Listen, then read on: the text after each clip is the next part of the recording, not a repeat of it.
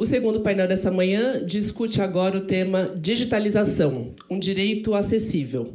A conversa vai tratar dos impactos da tecnologia, incluindo o uso da inteligência artificial, sobre o acesso à justiça e à atividade jurídica. Para essa conversa, convido ao palco Paula Lima Hipólito Oliveira, presidente da ASP, Associação dos Advogados.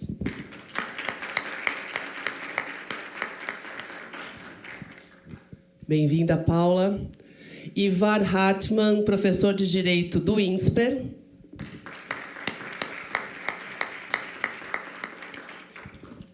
Ronaldo Lemos, advogado, pesquisador e colunista da Folha. Bem-vindo, Ronaldo, também. Tainá Guiar Junquilho, professora de Tecnologia, Inovação e Direito no Instituto Brasileiro de Ensino, Desenvolvimento e Pesquisa. Bem-vinda, Tainá. E Paulo Sérgio de Oliveira e Costa, Procurador-Geral de Justiça de São Paulo.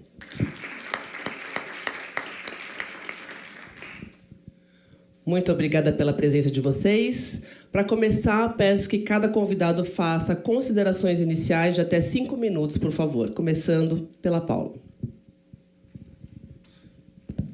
Bom dia a todas e todos. É uma imensa alegria estar aqui, participar desse debate promovido pela Folha de São Paulo, em parceria aqui com a OAB São Paulo, com o apoio da ASP, porque nós sabemos aqui que é de grandes debates como esse que nasce uma transformação, né, Fernanda? É muito importante que estejamos todos aqui para pensar e refletir. E eu vou dizer que aqui eu trago muito mais reflexões e talvez questionamentos do que uma verdadeira exposição. E sempre falo um pouco aqui, Fernanda, também cumprimento todos os demais integrantes aqui do painel. Direito acessível e digitalização, né? Pensei um pouco aqui no final de semana, o que seria acessível? O que é o acesso? É a capacidade de chegar a algum lugar. Aqui falamos de chegar à justiça. Resumindo um pouquinho mais, chegar ao judiciário. E a digitalização? Transformar aquilo que era analógico em digital. Esse é o conceito, o significado mais básico dessas duas palavras. Aqui, eu tentei lembrar um pouco, a digitalização dos processos, ela começa lá ainda em 2006, com o processo eletrônico, a lei do processo eletrônico. E ela se tornou muito mais presente com o Covid. Teve ali uma necessidade de transformar a justiça em 100% digital. Hoje, 98% dos processos, eles são eletrônicos. Mas como fica a acessibilidade diante disso? O nosso presidente, Leonardo Sica, trouxe em sua fala de abertura que, pelo menos no interior de São Paulo, os fóruns estão fechados, sem ninguém. Fórum fechado com justiça 100% digital. Isso demonstra, reflete um acesso? E se pensarmos num país continental como o nosso, com comunidades indígenas que muitas vezes sequer têm uma internet, sequer tenham acesso, a Luciana acho que foi embora, a nossa defensora pública, a uma defensoria pública, né, para ir lá e pedir um auxílio. Então, acho que aqui a gente tem que sempre contrapor eficiência com acessibilidade e, por que não dizer, com também exclusão. Porque sempre que pensamos no judiciário, aqui os números são relevantes. São sempre trazidos por membros do judiciário os 85 milhões de processos, dividido por aproximadamente 19 mil juízes. Há sempre um contraponto e uma ânsia por celeridade. Mas a que custo essa celeridade? Eu vou trazer aqui rapidinho a ASP, não sei se você sabe, Fernanda, tem 75 mil associados espalhados por todo o país. Em 2025, nós fizemos uma pesquisa nacional sobre o uso do EPROC. E ali nós obtivemos alguns resultados muito interessantes. Então, entre quem efetivamente havia utilizado cada funcionalidade, 56% avaliaram o acesso aos autos como ruim ou péssimo. No peticionamento, a avaliação ruim ou péssima chegou a 48%, e em agilidade a 47%. O ponto mais crítico, acho que é crítico para todos aqui que usam o EPROC, foi a questão da autenticação. 61% dos usuários da funcionalidade avaliaram como ruim ou péssima. Então, esses dados, o que eles demonstram? O que eles trazem? Que um sistema pode estar 24 horas disponível, o sistema pode estar em uma tela, mas isso chega a produzir barreiras de usabilidade, autenticação, compreensão e operação.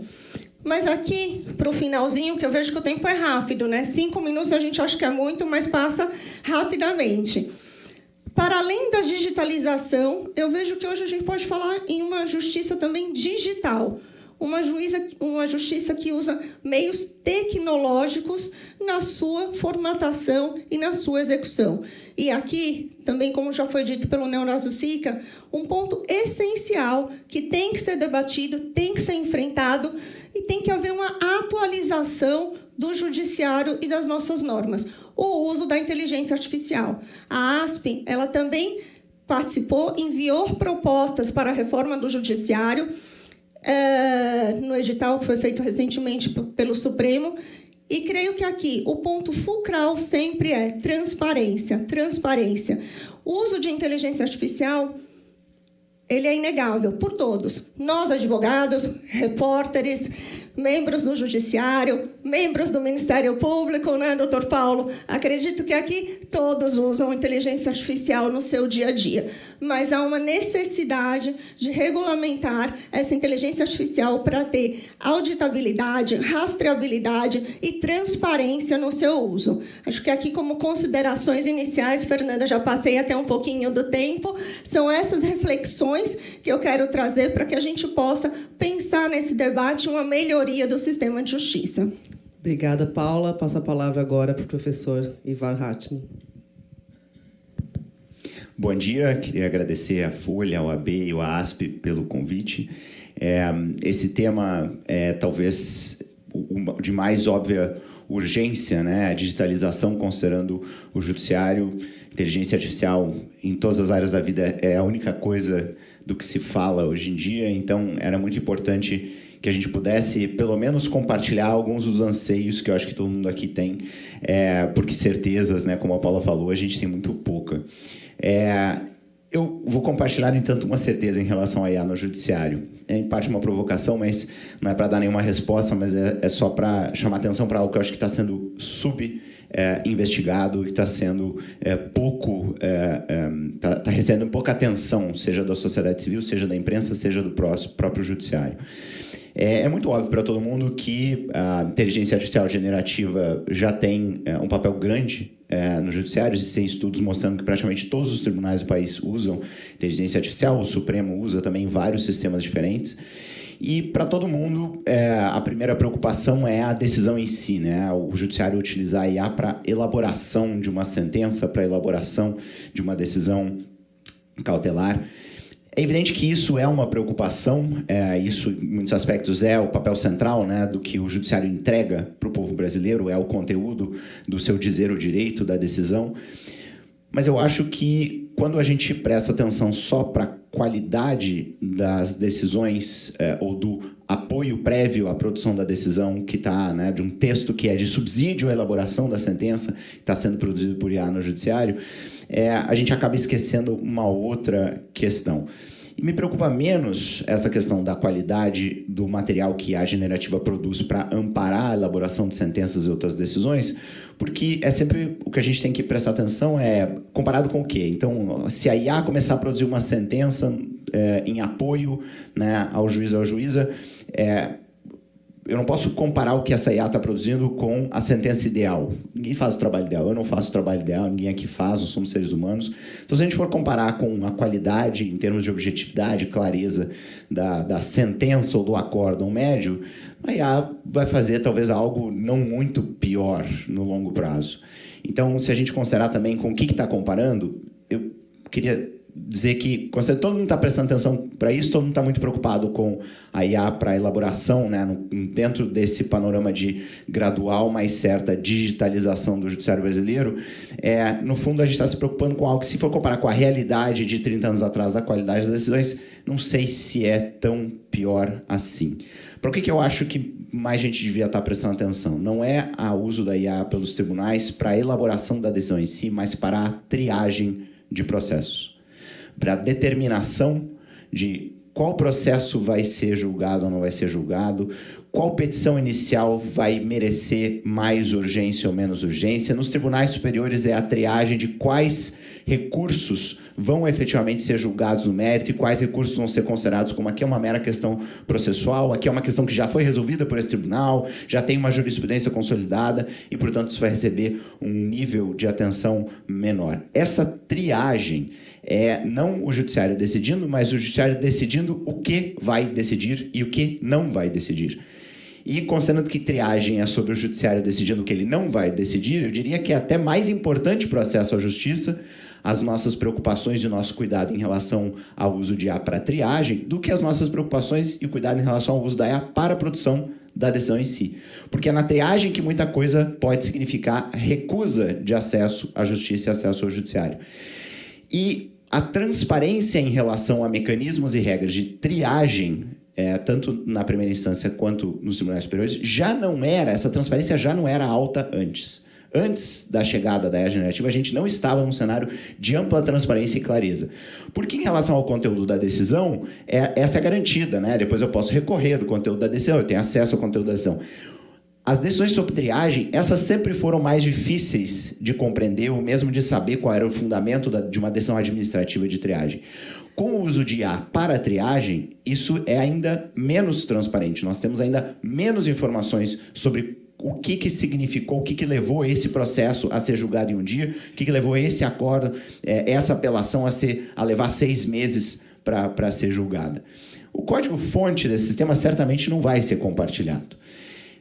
Pouco a gente vai saber sobre, para além do código-fonte, quais foram as regras, os princípios que foram usados para desenhar esse sistema que está decidindo o que vai ser decidido, quando e o que não vai ser decidido. Então, a minha provocação é, vamos prestar um pouco mais de atenção para o uso de triagem. Praticamente todos, de novo, os tribunais brasileiros usam sistemas de IA para a triagem de processos. Vamos prestar um pouquinho mais de atenção sobre o que está acontecendo ali, porque isso tem um efeito muito grande no acesso à justiça e o nível de transparência já não era bom. Com o uso de IA, ele tende a ser muito, muito mais baixo ainda. Obrigado. Obrigada, professor Ivar. Passo a palavra agora para o Ronaldo Lemos. Pronto, agora vai. Bom, brigadíssimo, Fernanda. É um prazer imenso estar aqui. Parabéns à Folha, Balta, todo mundo que trabalhou na organização desses eventos fundamentais. ASP, excelente estar aqui. E nossos presidentes, Leonardo Sica e Patrícia Vanzolini, nossa vice-presidente Dani, brigadíssimo aí também pela acolhida de estar de volta aqui na OAB.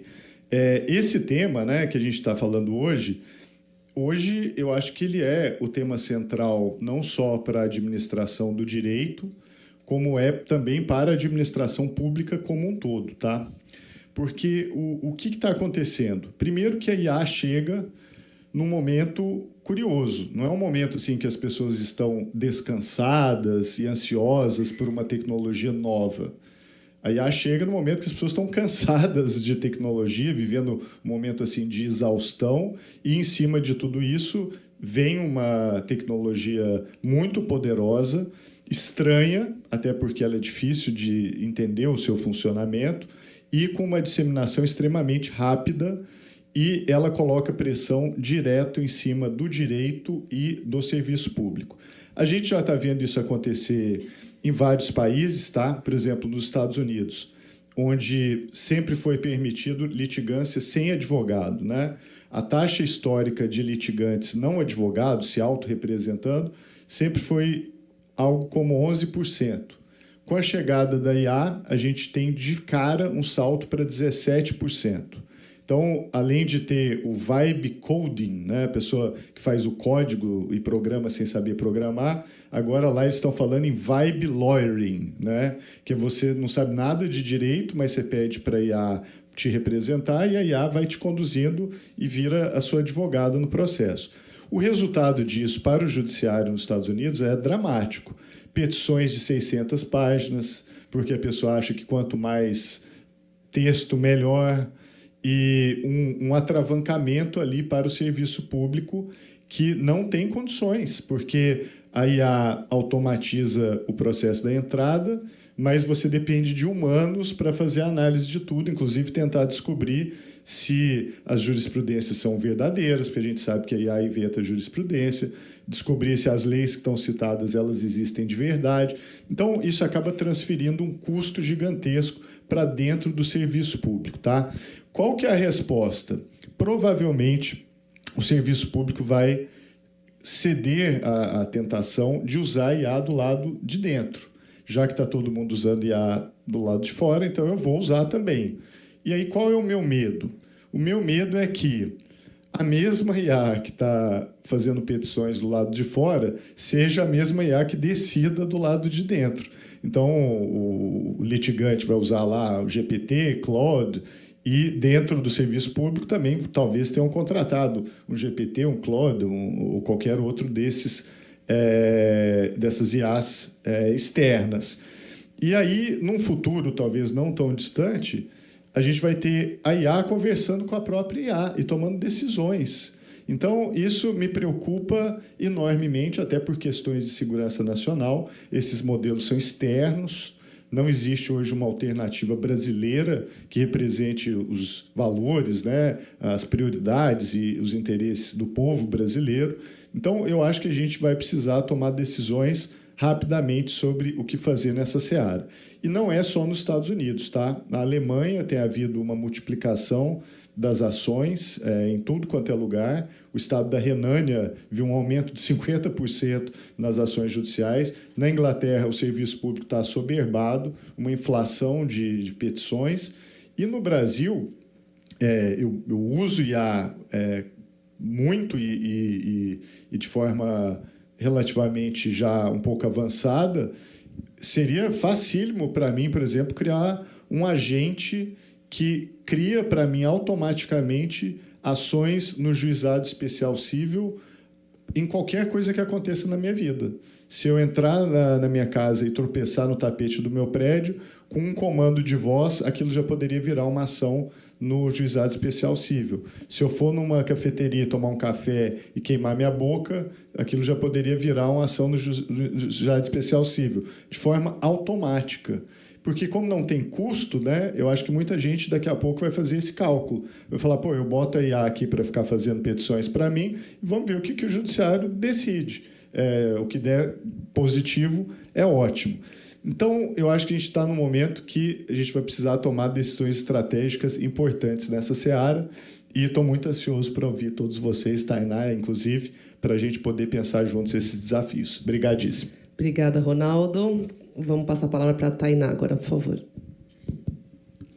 Bom dia a todos e todas. É uma honra, uma alegria estar aqui na minha casa enquanto advogada, embora eu seja do Distrito Federal, vinculada ao OAB Distrito Federal, sou capixaba, mas vinculada ao OAB do Distrito Federal, mas minha casa também, né? Parabenizo a OAB São Paulo, a ASP, a Folha, na pessoa do Ricardo Baltazar, que me fez esse convite, e também a Fernanda. É uma honra estar aqui com esses colegas de painel. Inclusive, já trabalhei no ITS, fui pesquisadora do ITS, e hoje divido painel com o Ronaldo Lemos, então é uma honra muito grande. Eu queria começar aqui, minha fala aqui é muito rápida, para dizer o seguinte: quando eu vi, me foi feito o convite, eu vi o nome do painel, né, um direito acessível, 2 pontos, digitalização. E aí eu queria iniciar a minha provocação, porque eu fui provocada por esse título do painel, né? E aí eu queria começar a discussão: será que o direito tem se tornado mais acessível com a digitalização?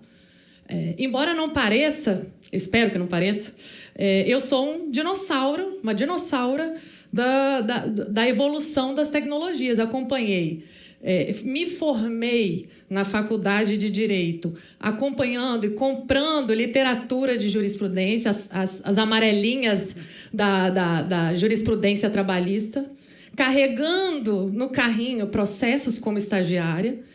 E aí, de repente, no doutorado na Universidade de Brasília, depois de acompanhar também digitalização de processos, que foi um parto, né? O Espírito Santo, o Tribunal de Justiça, foi um dos últimos a digitalizar os processos todos. Tem o caso da barata, que foi digitalizada junto com o processo, enfim. E aí, de repente, lá na Universidade de Brasília, eu participo do primeiro projeto de inteligência artificial aplicado a uma corte constitucional no mundo, que é o projeto Vitor, uma homenagem a um ministro muito importante da nossa Corte Constitucional, o ministro Vitor Nunes Leal, criador de uma tecnologia, que foram as súmulas, né? Uma compilação de jurisprudência, nada mais é que uma tecnologia também. E aí, depois desse primeiro projeto que eu participei como pesquisadora em 2018, a coisa só cresceu. E aí, final de 2022, vem o boom da inteligência artificial generativa com o lançamento da terceira versão do ChatGPT. E aí, o que muda, né, com esse lançamento da IA generativa? Muda as questões de ensino jurídico, que me preocupam muito, mudam as questões e afeta duramente o direito, porque o direito, como diria uma pessoa que eu quero homenagear aqui, que foi um mestre meu, o professor Adeodato, direito é linguagem. E esses são largos modelos de linguagem. Então, e aí respondendo à pergunta, né, o direito, será que a digitalização tem tornado mais acessível o direito? Eu acho que a inteligência artificial, principalmente a generativa, ela não cria uma crise na acessibilidade. Mas, como diria uma professora que eu gosto de seguir, a Graciele, ela revela essa crise de acessibilidade que já vem sido historicamente contada, tanto no juiz, pelo judiciário, aliás, quanto também no ensino jurídico. Então, ela revela e reforça, aí eu acrescentaria o reforça, uma crise de acessibilidade, tanto no ensino jurídico quanto também no Poder Judiciário. Por quê? Porque a gente tem, né, a inteligência artificial generativa, ela tem tornado visível tanto um modelo educacional jurídico, mas como um todo também, eu ousaria dizer, né, que tem valorizado o ensino tradicionalmente bancário, né, de avaliações por quantitativo, quanto no Poder Judiciário, as mesmas questões que envolvem as metas e indicadores de juízes pressionados por questões quantitativas de eficiência, de eficácia. Né? E aí eu queria finalizar a minha fala inicial com essa provocação. Como que a gente vai pensar, né, com tantas tecnologias e digitalização, um direito e uma educação que seja crítica, que traga indicadores e avaliações de qualidade, de cooperação, de mediação. Houve outros painéis aqui anteriores sobre mediação, sobre cooperação, e especialmente a humanização. Eu acho que se a gente perguntar aqui nessa sala quem gostaria de ser julgado ou quem gostaria de um advogado que fosse máquina ou ser julgado pela máquina, todo mundo responderia que não. A gente no telefone, quando está como consumidor, a gente sempre espera a última opção que é falar com o atendente, mesmo sabendo que o atendente provavelmente não vai resolver o nosso problema, mas ele vai ter empatia, coisa que a máquina não tem. Então, acho que é a gente debater o resgate, tanto no âmbito da educação jurídica, quanto no âmbito do Poder Judiciário e demais componentes desse sistema, ao resgate da humanização diante de tanta digitalização. Obrigada, Tainá. Passo a palavra, por fim, ao Dr. Paulo Sérgio de Oliveira e Costa. Eu queria agradecer, Fernanda, agradecer a Folha de São Paulo, a Ordem dos Advogados, pelo convite ao Ministério Público, porque muito da minha fala vai mostrar que a presença do Ministério Público, como também um integrante do sistema de justiça, gera a provocação maior que eu procurarei trazer no sentido de que tudo aquilo que foi dito por todos vocês, e aqui eu vou aproveitar o raro momento do Ministério Público falar por último, né, para poder reiterar tudo aquilo que vocês falam e, ouvindo o que foi dito, dizer o seguinte: eu sou muito pragmático, mas quem tem a decisão final para resolver todas essas dores? Quem que pode resolver isso? Quando a gente fala em integridade, eu estava vendo também o título da nossa fala, né? Integridade pressupõe algo inteiro, né? E sempre me incomodou muito quando a gente vai à Constituição Federal e diz que a Constituição Federal criou um sistema de justiça onde integram esse sistema a advocacia pública, a advocacia privada, o Ministério Público, diversos atores dentro desse sistema. Mas que, até hoje, nós nunca fomos chamados para participar dessas decisões. Eu quero aqui fazer num tom crítico, mas muito respeitoso, até pelo meu tempo de serviço e pela ansiedade que eu tenho de ver as coisas melhorarem. A gente pode verificar, até indago aos advogados, defensores públicos, nunca o CNJ chamou o CNMP para falar de um processo digital. Nunca nós fomos convidados para discutir quais as soluções que devem ser melhor ou não para atender essa guerra de robôs que a gente vai viver. Porque hoje a digitalização veio pura e simplesmente para levar a burocracia do papel escrito para a tela. A gente ainda não consegue ver um planejamento conjunto, algo que o sistema de justiça ainda não atua como a Constituição pensa em relação a tudo isso. E aí surgem as dores.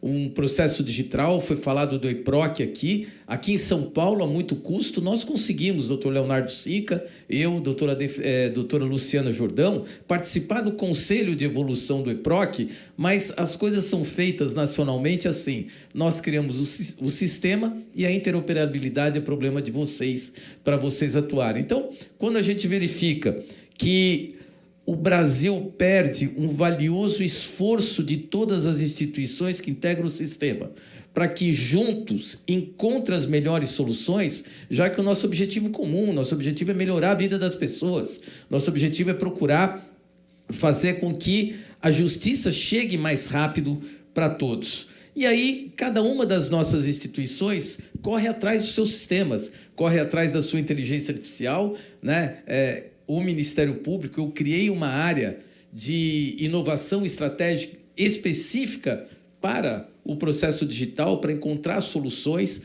e a maior inovação para mim é a inovação da cultura de se conversar. E eu falo à vontade isso, quando eu falo isso no judiciário, eu ressalto que eu sou filho de desembargador, então não tem problema nenhum, mas é a cultura ainda muito forte de que eles acham que são detentores exclusivamente de todos os caminhos para uma justiça que é muito melhor ter ajuda, é muito melhor com que a gente possa, no dia a dia, contribuir.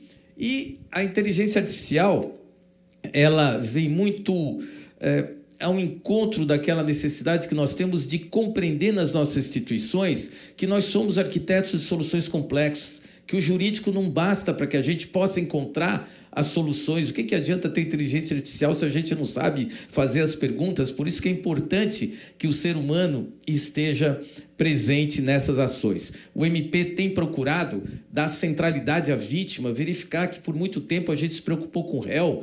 Temos que, no mínimo, dizer à vítima, num disparo de celular: meu nome é Paulo Sérgio, eu sou o promotor do caso do roubo do seu celular, foi condenado, foi absolvido, o senhor poderia vir aqui para que a gente pudesse conversar? Soluções simples, Mas, enfim, essa primeira fala inicial e depois tendo a oportunidade de destacar alguns pontos mais específicos, ela traz uma necessidade, uma ansiedade de superação de dores que nós vamos perpetuá-las se a gente não tiver a mudança de cultura séria no pacto.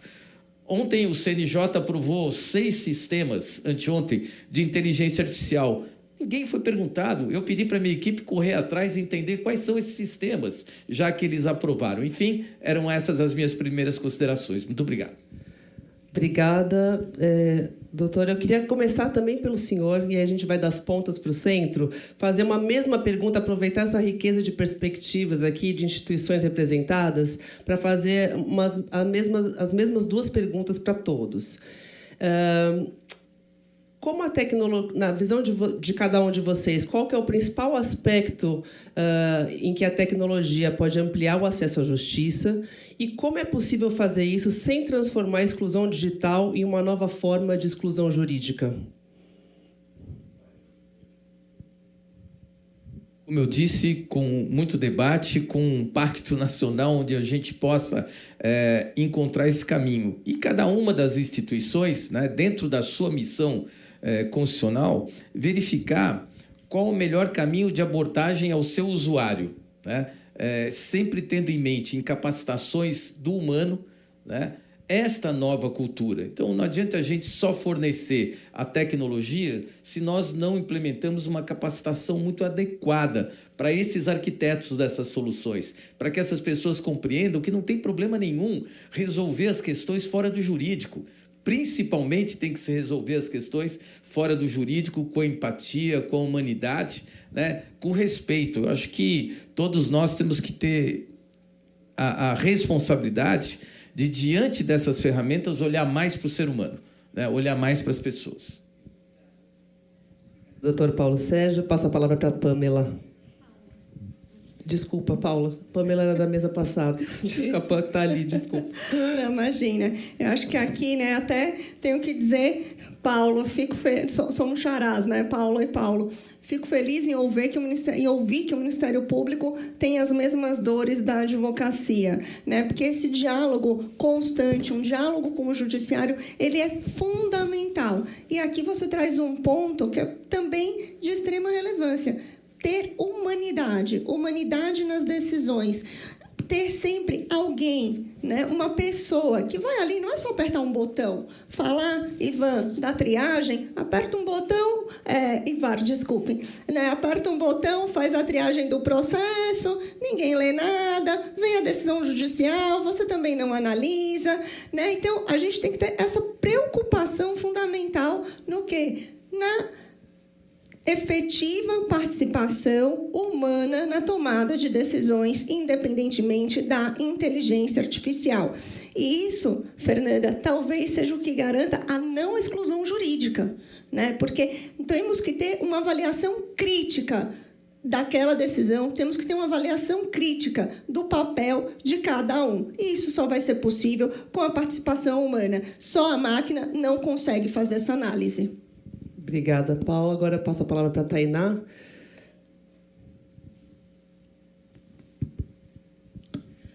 Olha, eu acho que o direito, né, como eu tinha falado no início, é um mar azul de possibilidades para desenvolvimento e aplicação de inteligência artificial, porque direito é linguagem e a gente tem muito dado, né? Não é à toa que a gente foi o primeiro projeto de IA de uma corte constitucional no mundo. É raro você ver uma corte constitucional que julga tantos casos por ano, né? E aí, vou também seguir a linha dos demais, né? Como professora, não podia deixar de valorizar o ensino. Iniciativas como essa, da Folha de São Paulo, que fazem discussões, porque tem muito se discutido, e artigos científicos comprovam isso, a decomposição do pensamento crítico, né? Então, diante de um mar azul de possibilidades e da tentação de se realmente, né, nós todos assoberbados usar inteligência artificial, a gente precisa ter o pensamento crítico de em que momento eu posso usar a inteligência artificial, para quais tarefas, e envolver todos os cidadãos nessa participação. E aí volto na participação das regulações e de tudo, né, que compete à inteligência artificial no Poder Judiciário. E aí volto também, para finalizar a fala do doutor Leonardo, né, que, quanto à reforma, fiquei feliz de saber que tem questões ligadas à digitalização, porque a gente tem que repensar uma série de questões relativas ao uso da inteligência artificial que afetam o judiciário. Por exemplo, como que fica a imparcialidade, como que fica a soberania do país, como o Ronaldo falou, né? Como que fica a simetria, a paridade entre as partes, de uma parte que pode contratar um advogado, né, com ótima formação e outro que está ali assoberbado e que vai usar a inteligência artificial. Então, esse tipo de discussão que a gente precisa incansavelmente debater. Obrigada, Tainá. Professor Ivar, como é que a gente transforma, como é possível fazer isso sem transformar a exclusão digital em uma nova forma de exclusão jurídica? Como a Tainá falou, nós temos um mar azul no direito. A questão, no entanto, não é o que é possível, né? A questão é o que é mais provável que vai acontecer, qual é o caminho de menor resistência. E me preocupa que o caminho de menor resistência seja de maior concentração de poder e não menor, seja de maior exclusão e não menor. Então, um exemplo disso é qual é a tendência no número de empresas que vão estar ativas no mercado de desenvolvimento e oferta de grandes modelos, aqueles modelos mais usados, chamados modelos fundacionais de IA. A tendência não é de que vai ter 100 empresas dessas com tamanhos mais ou menos similares atuando no mercado, a tendência é de que vai ter 2, 3, talvez 4 no mundo inteiro. Isso é uma concentração em relação à produção da informação muito maior do que aquela que a gente tinha há 10 anos atrás, há 15 anos atrás. Então, a tendência poderia ser diferente? Poderia. Tecnicamente, o caminho de menor resistência é maior concentração. O caminho de menor resistência é também de maior disparidade em relação às condições para acesso à justiça e as condições para elaborar argumentos jurídicos. Então, como o Ronaldo falou, né, eu tenho agora a capacidade de pagar para produzir muito rapidamente uma petição de talvez 300 páginas. Qual que é a diferença, né, no número de petições e na qualidade de petições que uma pessoa que pode gastar R$300 em créditos em um modelo fundacional mais avançado e a pessoa que não pode gastar isso? A pessoa que pode gastar esses R$300 para produzir essa petição inicial, ela vai conseguir produzir algo agora muito mais avançado, muito mais rápido. Ela vai ter acesso ao inteiro teor dessa petição inicial muito mais rápido do que há 10 anos atrás, quando ela gastasse um valor similar para ir atrás de um advogado, uma advogada. Então, a tendência é de descolar mais ainda a capacidade de participar do sistema daqueles que têm menos e daqueles que têm mais. E a tendência também é de concentração em relação a órgãos públicos. A tendência é que agora regras e sistemas e mecanismos como aquele de triagem de processos que eu tinha mencionado antes, que agora eles sejam mais centralizados e não menos. Então, se há 30 anos atrás eu tinha dezenas de tribunais com as suas próprias práticas, as suas próprias regrinhas, as suas próprias portarias para fazer uma determinada atividade da prática cotidiana do tribunal, agora eu vou ter talvez 1 ou 2 sistemas no Brasil inteiro. E aí são muito poucas pessoas que tomam a decisão, e talvez elas não queiram ouvir tanta gente quanto deveria ouvir, que vão tomar as decisões sobre o desenho desse sistema, e é muito mais centralização de poder do que a gente tinha antes. Eu acho que isso é uma preocupação em relação ao potencial de maior exclusão. Obrigada, Ivar. Finalmente, Ronaldo. Obrigado, Fernanda. Nossa, é muita coisa, né? Vou tentar ser bem breve, porque esse tema é fascinante. A gente poderia ficar o dia todo aqui num seminário, ficar dica aí para vocês de fazer um seminário mais longo sobre esse tema. Mas o que acontece? Aí, ó, a ASP já falou, vai fazer o seminário e estamos juntos. Muito bom. Essa questão da exclusão, ela tem que ser pensada já, porque depois é muito mais difícil de reverter. Primeira coisa, eu acho o seguinte: a digitalização do judiciário, ela é positiva, né? A gente sabe, hoje até a gente está comemorando 25 anos da medida provisória que criou o certificado digital no Brasil em 2001. O certificado digital foi o primeiro pilar ali dessa primeira onda de digitalização, hoje ainda extremamente importante, e que permitiu sair do papel e começar a se operar digitalmente. Então, o judiciário ele foi rápido na assimilação da tecnologia, especialmente o judiciário brasileiro. O PJI, eu acho que é um exemplo disso. E em IA, em 2019, a gente fez uma pesquisa no ITS já para tentar entender o uso de inteligência artificial no judiciário brasileiro. Aí já aparecia o Vitor, já aparecia o Sinapse, né, do Tribunal de Justiça de Rondônia, que depois virou nacional, né, por força do CNJ. Então, o judiciário dá para dizer que é, dentro da administração pública, muito rápido na adoção de tecnologias. Eu diria até que é um líder assim, de digitalização do ponto de vista da administração pública como um todo. Muitas coisas que no executivo vão chegar bem depois, chegam antes, né, no judiciário. Tá? Agora, isso gera benefícios, porque, em certa medida, aumenta o acesso à justiça. Acho que até a IA tem um papel nisso, tá? Esse aumento também do peticionamento, uma parte dele são pessoas que não têm acesso ao serviço público porque não conseguem preencher um formulário, que é realidade aqui no Brasil, e com a IA talvez tenha uma sorte melhor ali de poder ter esse acesso e ser guiado e conduzido pela ferramenta, tá? Então, tem um aspecto positivo. Mas tem um aspecto excludente também e de desigualdade que é preocupante. Por exemplo, dentro da IA, entre quem usa IA, se você usa um modelo de fronteira, né, um desses mais caros, Fable 5, 5.6 Sol, que são caros, tá, pessoal? A sua vantagem sobre quem usa um outro modelo pior é muito grande. E sobre quem usa um modelo gratuito, que é o que a maioria das pessoas usa, então, é radical, tá?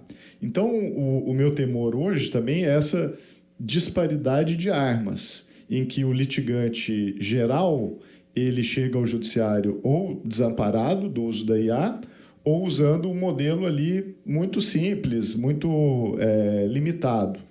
E com quem ele litiga, às vezes ele precisa litigar com uma empresa, com concessionária de serviço público, ou seja lá o que for, tem acesso ali ao Fable 5 e que consegue analisar inúmeras quantidades de informação, produzir conteúdos extremamente competentes e que gera ali uma disparidade, porque às vezes o cidadão não sabe nem que ele está litigando contra uma IA.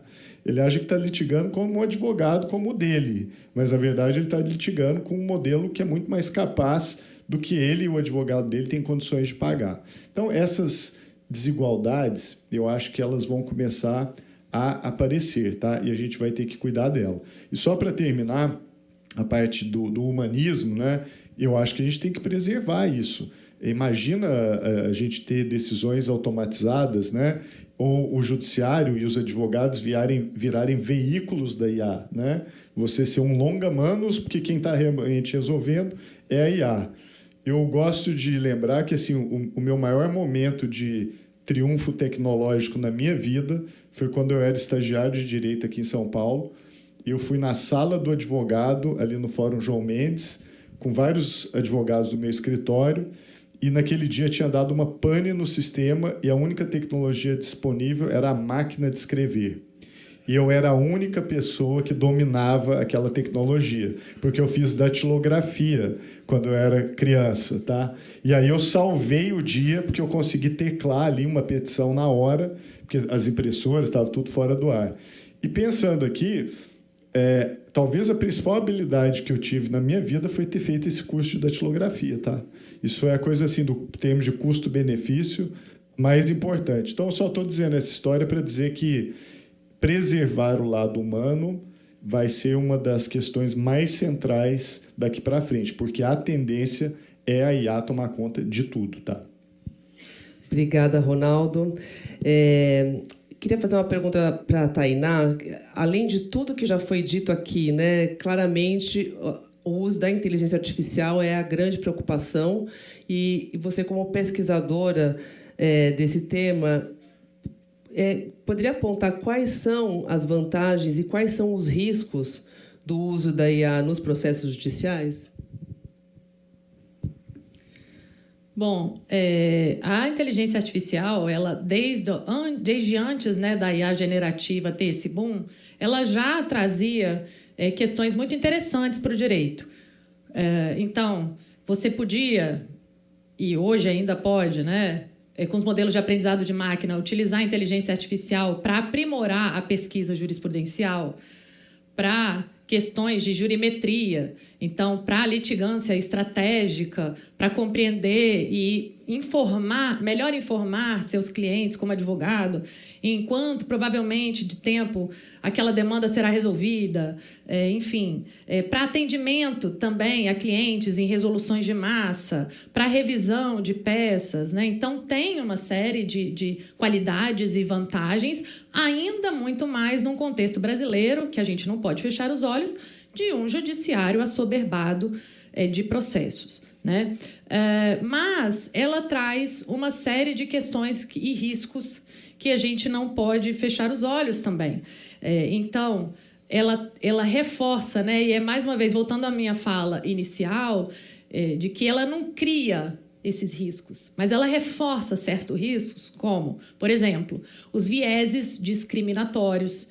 Então, um dos primeiros casos de vieses discriminatórios na inteligência artificial foi no sistema judicial, de um sistema lá nos Estados Unidos, de aplicação de pena, de regime de pena, né, de atribuição do regime de pena, que é o sistema COMPAS, né, que estava atribuindo penas mais rigorosas para a população negra, né? Então, a questão da opacidade. Então, se a gente pensa uma reforma judiciária que busca trazer mais transparência para o Poder Judiciário, como que agora com a IA generativa, pelo menos antes da IA generativa, a gente tinha como pesquisas do ITS, do próprio IDP, do instituto que eu coordeno lá, o laboratório de pesquisa que eu coordeno junto com a professora Laura, a gente tinha maior transparência porque eram projetos como foi o Vitor, em convênio com universidades, desenvolvidos pela própria equipe de TI do gabinete ou do tribunal, né? Agora não, agora é cada um por si e Deus por todos, ou a divindade que vocês acreditarem, né? Porque a opacidade reina aí, realmente, né? A questão da soberania é uma questão muito importante, porque você tem as principais inteligências artificiais generativas que a gente utiliza são ali do Vale do Silício, que tem o Cloud Act, que determina, que tem uma determinação de que, a qualquer momento, o governo norte-americano pode solicitar os dados que estão ali guardados. Esses dados são estratégicos para o país, esses dados são sensíveis, traz saúde, traz questões de família, de infância, de adolescência, né? Então, tem uma série de questões que a gente pode discutir aqui, também não vou tomar o tempo mais dos meus colegas, mas, além da parte de pesquisa, a gente também... eu fiz parte de um grupo de trabalho que, inclusive, promoveu audiências públicas para reformular a resolução que antes era 332 e fazer agora a 615. E vou finalizar com essa resolução, né? Ela traz a participação num comitê da própria advocacia, fiscalizando esses sistemas de inteligência artificial. Ela traz níveis de risco e ela proíbe, por exemplo, o uso de inteligência artificial no judiciário para ranquear pessoas ou para valorar traços de personalidade, que pode criar aí questões muito complexas, né? E para a advocacia, eu tenho sentido, enquanto advogada, que a gente tem levado muito maiores punições, embora o uso tenha sido equivalente, a meu ver, tanto por promotores, quanto por defensores, quanto por advogados, quanto por sistema de justiça, mas os advogados têm sofrido mais punição do que os demais entes. Então, acho que a gente tem que repensar também essa questão de como que a gente vai responsabilizar igualmente os atores do sistema de justiça. Obrigada, Tainá. Ronaldo, eu queria pegar uma carona nessa resposta da Tainá para te questionar se a IA aprende com decisões judiciais anteriores. Como que a gente pode impedir, como a Tainá disse, que ela reproduza preconceitos e desigualdades tão presentes na própria justiça?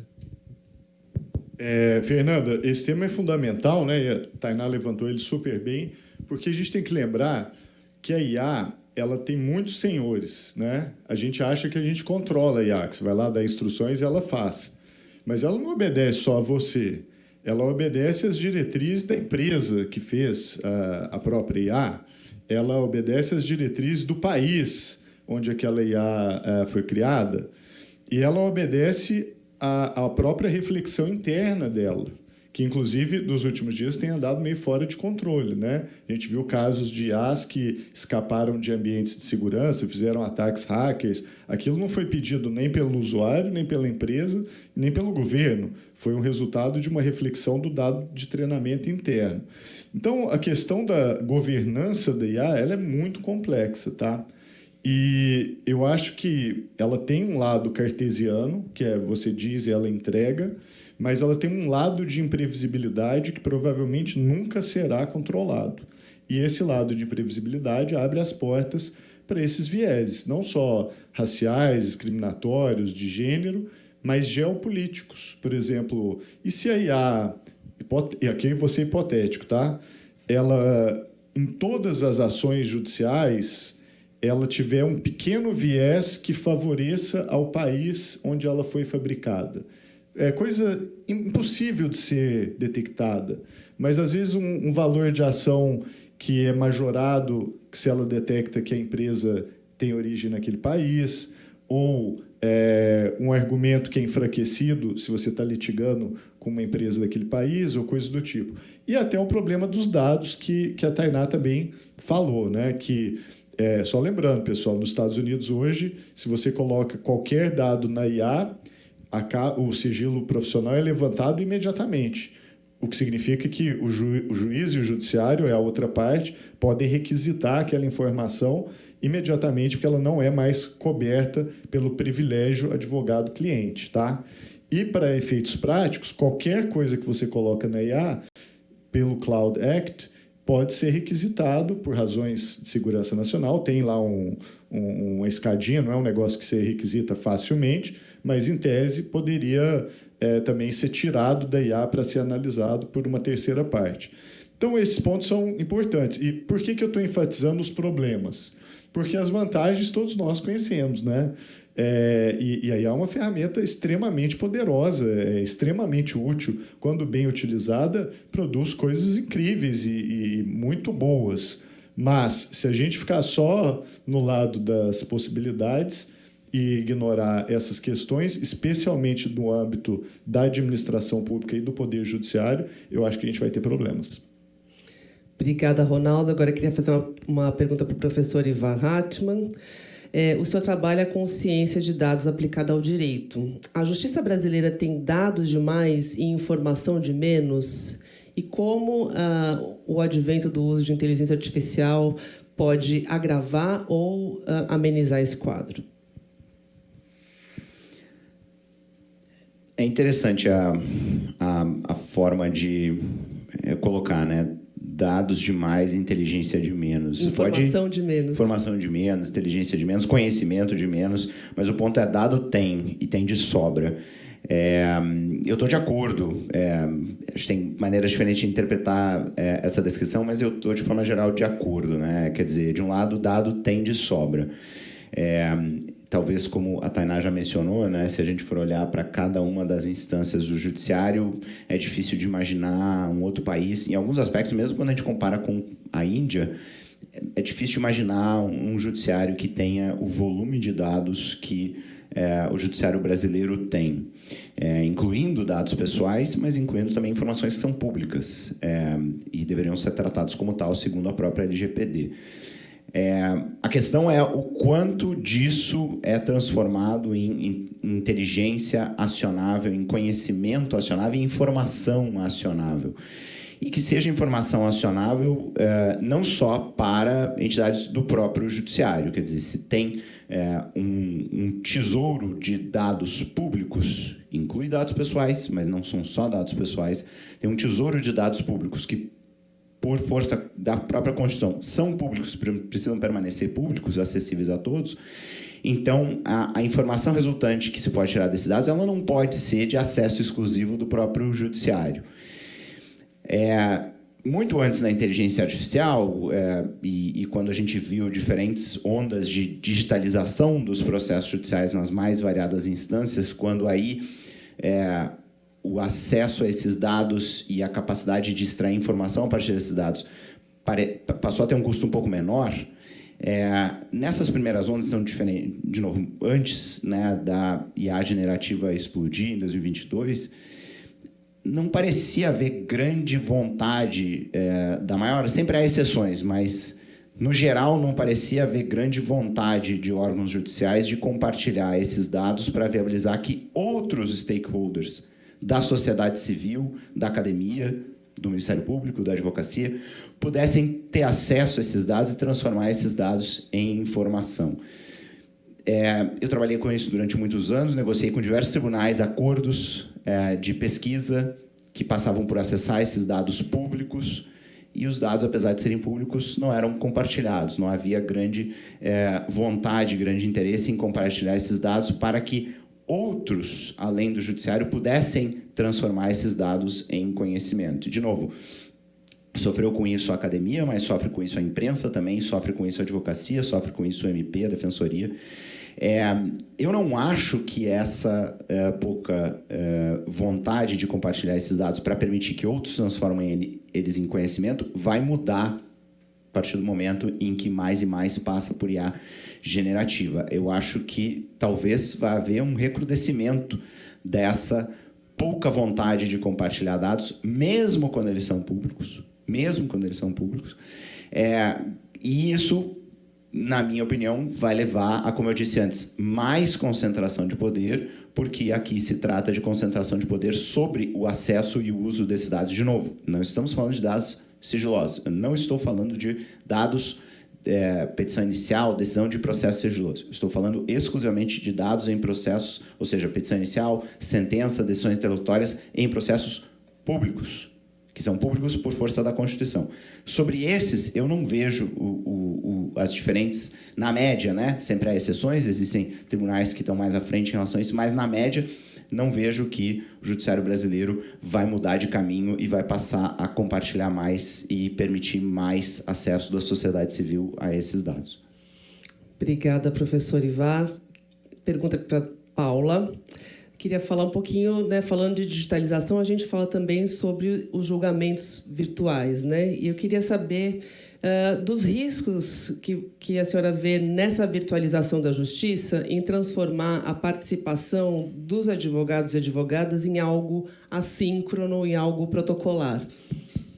Obrigada, Fernanda. Acho que aqui é uma pergunta extremamente relevante e que talvez também deveríamos debater a tarde inteira, né? Nesse processo de digitalização, nós vimos esse processo de virtualização dos julgamentos, né? Se eu não me engano, em 2025, mais de 90% dos processos no Supremo Tribunal Federal foram julgados na modalidade virtual, um julgamento virtual. E o que é um julgamento virtual? Aqui temos uma plateia de advogados, né, em sua maioria, mas é um julgamento em que os seus participantes vão lá e depositam o voto numa máquina, né? Dizem que haverá um vídeo de um advogado que será assistido e depois aquilo ali se junta o resultado de cada um e tem o julgamento.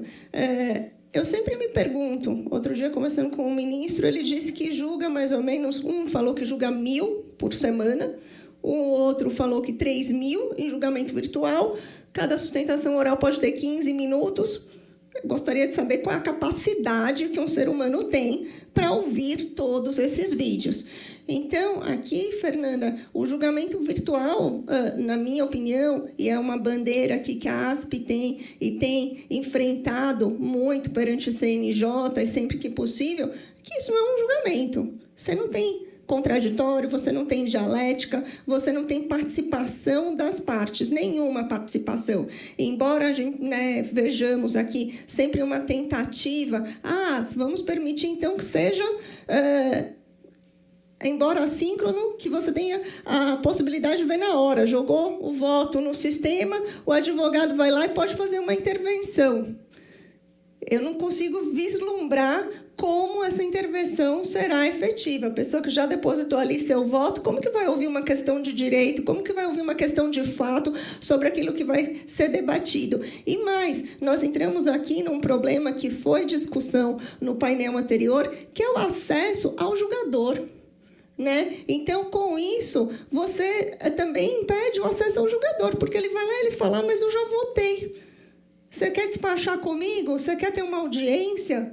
Meu voto já está lá, já está posto. Ou alguns falam, não, eu só vou receber quando começou o julgamento.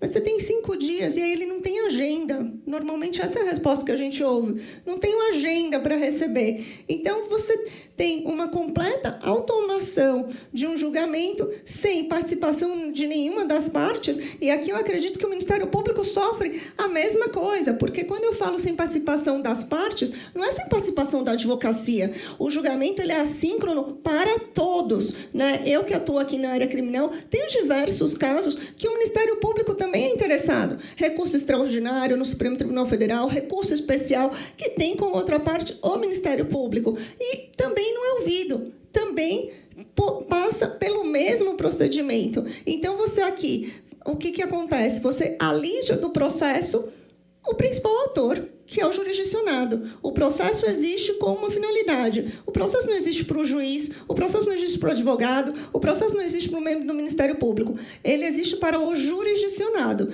E, nessa configuração de julgamentos virtuais, ele simplesmente não é ouvido, ele não participa. Então, temos que mudar, temos que continuar aqui com todas as nossas proposições para tentar reverter essa situação. Porque o que a gente sempre fala, novamente, quantidade, né, um pouco que a Tainá trouxe também aqui, a gente sempre vê pelo ponto de vista quantitativo.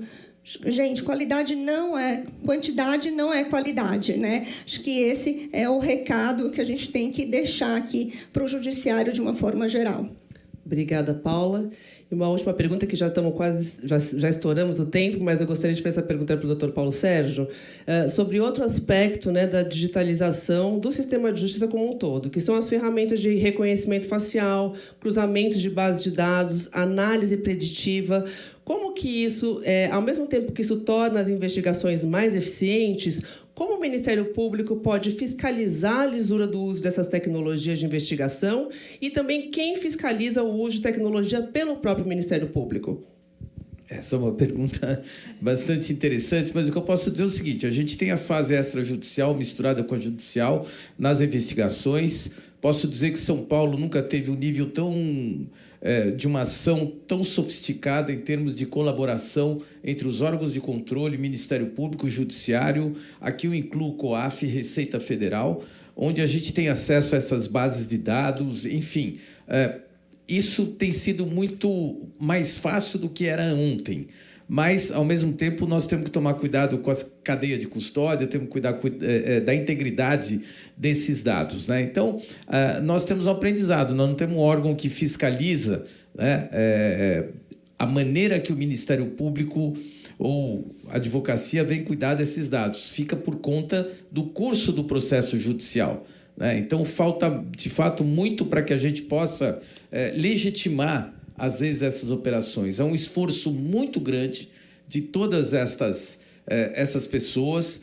Veja que hoje nós temos crime organizado na economia formal, temos fintechs, temos uma série de questões que antes nós não conhecíamos e estamos aprendendo a conhecer, né? Que parte do dinheiro é lícito e que parte do dinheiro que não é, quando está misturado na economia formal, né? Isso gera um prejuízo muito grande. E só com a tecnologia que nós vamos conseguir isso. Então, eu vejo, mais uma vez, como a Paula falou, o julgamento assíncrono, né? Mais uma vez, nós não fomos perguntados da decisão desta forma de julgamento, né? Isso não é realmente uma crítica, eu não estou sendo detrator de ninguém, muito pelo contrário, né? Eu acho que é um apelo, a gente está clamando para que as coisas andem mais rápido com isso. Como foi dito aqui, o Brasil é o terceiro país do mundo em termos de digitalização. De fato, nós estamos indo muito, muito bem em relação a isso, né? Falta um caminho mais rápido a partir do momento em que todos possam participar e trazer algumas informações. Aqui dizendo da nossa parte ainda, né? Nós temos procurado buscar, temos ferramentas israelenses, temos ferramentas de vários países, né, e com várias finalidades para que a gente possa atuar. Os laboratórios de lavagem de dinheiro são muito eficientes, o Brasil está muito adiantado nesse tipo de situação, mas muitas vezes a incompreensão também durante o processo judicial gera a perda de todo esse esforço, né?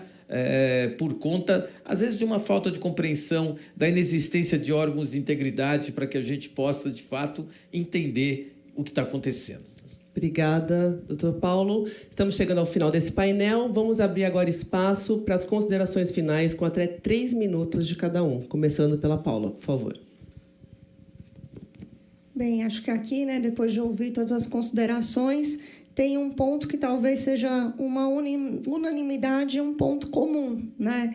Que é o nosso desafio aqui de usar a inteligência artificial sem perder a nossa essência humana, né? Aqui eu não sei se todos já viram, pensei nisso agora, um filme chamado Justiça Artificial. É um filme curtinho, meio de ação, assim, meio bobo, mas o que ele é? Ele é um filme que a pessoa comete um crime, tem uma mulher, que é uma inteligência artificial, e ela recolhe todos os dados públicos disponíveis, câmeras, conversas, aparelhos celulares, tudo sem uma decisão prévia, né? Então, e ali ela prende a pessoa e fala o seguinte: você tem algumas horas para provar que você é inocente. Então, é esse desvirtuamento que eu acredito de justiça que nós não queremos chegar, né? O que queremos é o contrário disso. Uma inteligência artificial que possa ser utilizada, uma inteligência artificial com supervisão humana, uma inteligência artificial que não diminua a capacidade das pessoas de compreender, participar e influenciar as decisões. Porque, no fim do dia, o judiciário ele é muito relevante e ele irá afetar, sim, a vida de cada um de nós. Então, a tecnologia e a inteligência artificial, ela pode ser usada, ela deve ser usada, ela vai aumentar a capacidade do sistema de justiça na solução dos conflitos. Mas nós não podemos esquecer que não pode haver opacidade. Nós temos que ter transparência no seu uso. Nós temos que ter sempre a supervisão humana. Obrigada, Fernanda. Obrigada eu, Paula. Passo a palavra agora para o professor Ivar. Acho importante terminar com um tom positivo, né? Boa sorte. E eu certamente sou culpado de não ter dado... Então, não ter compartilhado um tom positivo nas minhas outras colocações. Então, num tom positivo, com certeza vai ser melhor para todos nós aqui se a gente tomar algumas pequenas medidas em relação à educação e capacitação para que a gente seja protagonista dessa presença inevitável da IA, especialmente IA generativa na nossa vida, na sociedade, para que a gente seja protagonista e não coadjuvante. O grande problema é quando pessoas diferentes, em grupos diferentes, acabam sendo meros coadjuvantes do uso dessa IA por algum sistema, por alguma instituição. E o que parece, para mim, ser um primeiro passo para não ser mero coadjuvante do uso dessas tecnologias por outras pessoas e ser um protagonista, essa pessoa mesma ser protagonista do uso dessas tecnologias. No caso das pessoas da área do direito, né, cuja formação em direito, como é o meu caso, acho que a maior parte das pessoas aqui, buscar e atrás de compreender melhor como é que funcionam essas tecnologias, quais são os bloquinhos que constroem elas, ao invés de ficar adivinhando, ou ao invés de ficar apenas com um conhecimento muito, muito superficial, muito macro do que é IA, o que é IA generativa, o que são grandes modelos de linguagem, o que é aprendizado por máquina.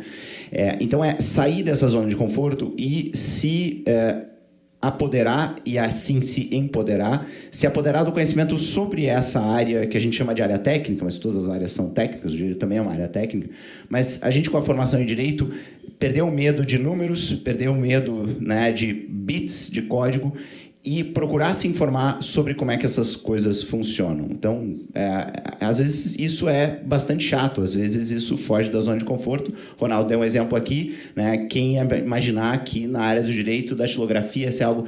Mas essas coisas se acumulam e depois tem um impacto muito grande. Há 12 anos atrás, eu comecei a lecionar uma disciplina para estudantes de direito chamada Programação para Advogados. Era ensinar, efetivamente, programação, linguagem Python, poderia ser qualquer linguagem, no fundo, ensinar estatística. E há 12 anos atrás, isso era uma loucura, era assim, que perda de tempo, por que fazer isso, né? Às vezes tinha pais que desincentivavam os alunos a... Isso é uma disciplina eletiva, isso não cai na prova da OAB, então não faça isso aí.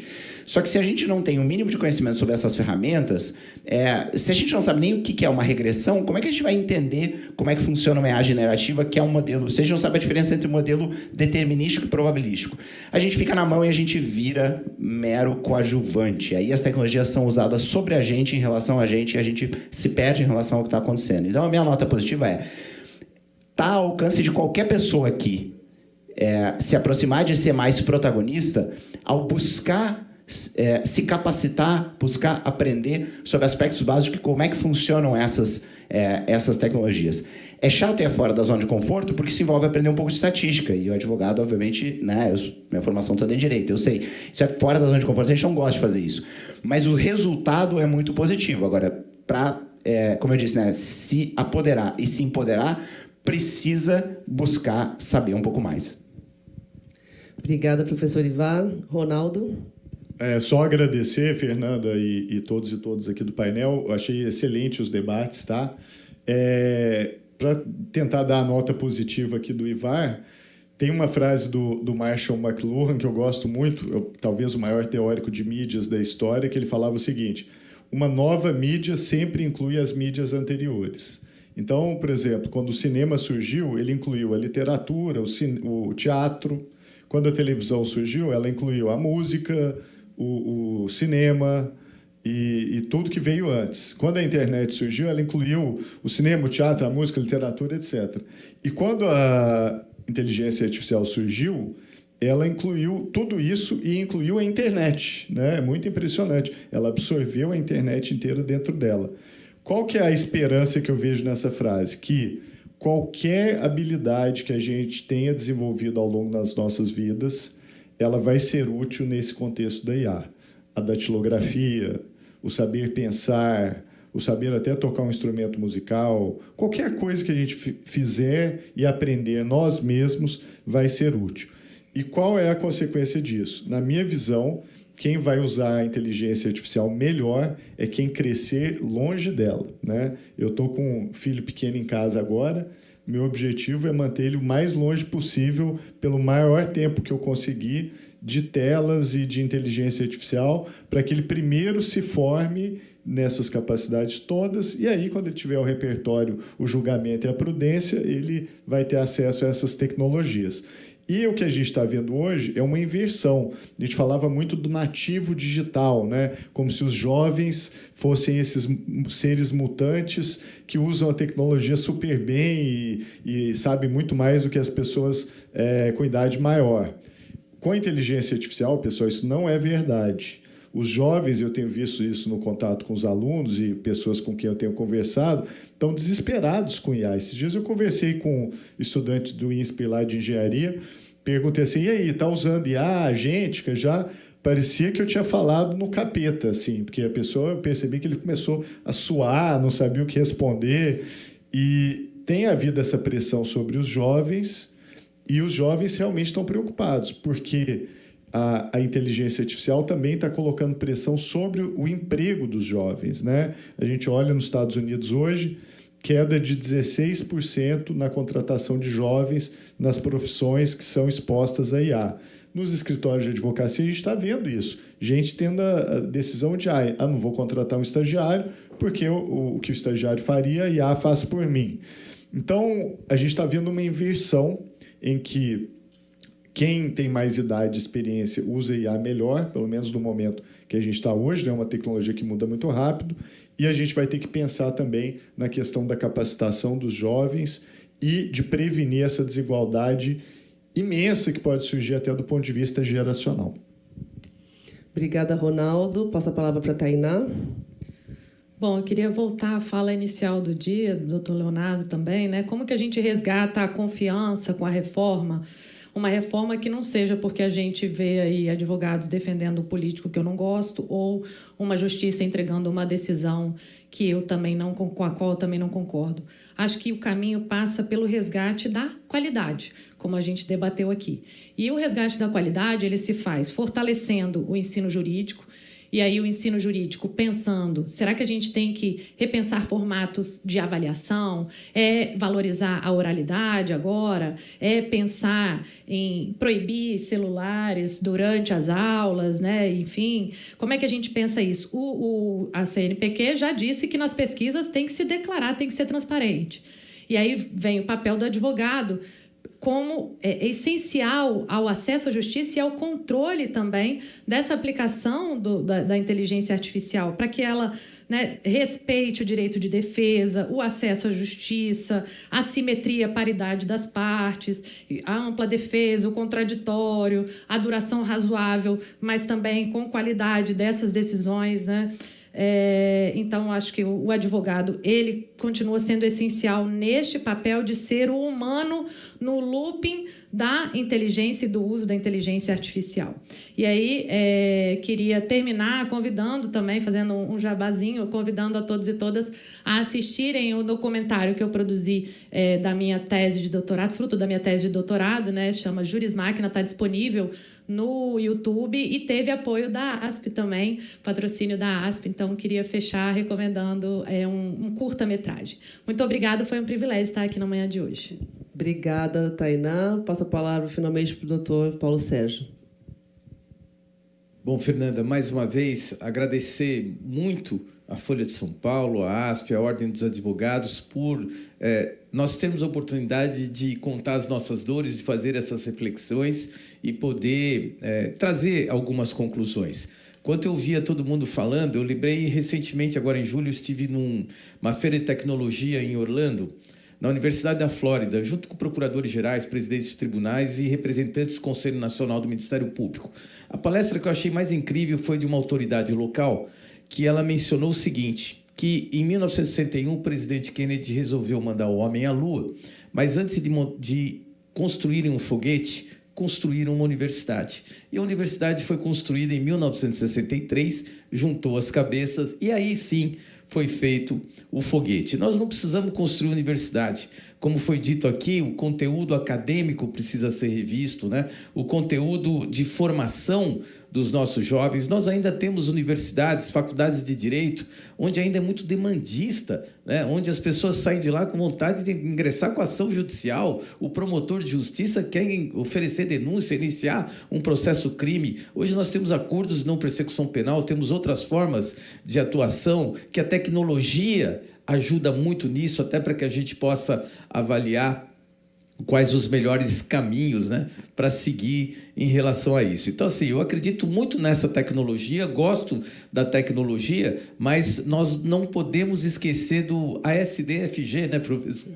Mais datilografia do que a gente confiar cegamente nessas tecnologias. Nós temos que confiar sendo críticos, nós temos que procurar vencer isso, né? Não é tão gostoso. Eu acho que a gente é de uma geração que fala assim, olha, mas eu quero encontrar uma falha sua, eu quero buscar encontrar isso. E é isso que nós temos que fazer com os nossos jovens, é isso que você está fazendo com seu filho, eu com as minhas netinhas, né? Fugir das telas e procurar encontrar nessa tecnologia um aliado seu. Né? Não você se aliar a ela como se você não tivesse nenhum juízo crítico, e tenho certeza que o judiciário, através dessas discussões, ele caminha mais. E aqui fico muito feliz de ver incorporado que para esta discussão a sociedade, a imprensa, a academia são extremamente importantes para que nós possamos sair dessa falta de conjunto que o sistema de justiça se encontra até hoje. Obrigado. Obrigada, doutor Paulo. Com isso, encerramos a segunda mesa e o último dia do seminário O Judiciário em Debate, Integridade, Eficiência e Acesso à Justiça, uma realização da Folha de São Paulo, em parceria com a OAB São Paulo e com o apoio da ASP, Associação dos Advogados. Obrigada a todos e todas que acompanharam os seminários e especialmente aos convidados e convidadas pela disponibilidade e pelas contribuições ao longo dessa manhã. O vídeo completo do evento ficará disponível no site da Folha, onde você também poderá acompanhar a cobertura nos próximos dias. Muito obrigada e até a próxima.